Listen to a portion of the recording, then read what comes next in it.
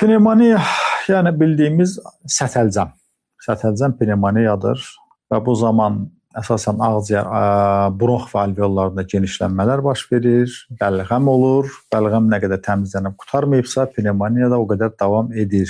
Bu zaman bizə nə lazımdır? Həm antimikrob təsir göstərən vasitələr, bitki demirəm, vasitə deyirəm, çünki həm bitki burada var, həm də ki, arı məhsulları da var və həm də bəlğəm gətiricilər. Elə bunların hamısını toparlayaq gəlin, bir dənə gözəl bir məzun hazırlayaq və bu məzundan gündə 3 dəfə yeyin. Həm immun sistemimiz güclənsin, həm bəlğəm gətirici olsun və həm də antimikrob təsir göstərsin. Baxın, deməli, zəncəfil 20 qram, ud hindi 50 qram, qarazirə 50 qram, sarıkök 50 qram, propolis 50 qram, çiçək tozu 50 qram, bal 1 kiloqram.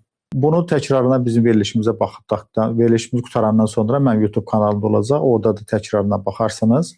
Deməli, bu bitkilərin hamısı quru olmalıdır. Toz şəkilinə kafemolkada üyüdülür, toz şəkilinə salınır. Propolisi qoyursunuz xaladenikdə dondurucuya, bir gün qalandan sonra tam dondur, onu sürtgəçdən keçirirsiniz və bunların hamısını qarışdırırsınız bala.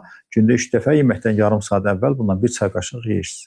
Həm uşaqlar üçün, həm böyüklər üçün, həm cavanlar üçün, həm qocalar, hamısı üçün mükəmməl bir immun sistem gücləndiricisidir inşallah ki.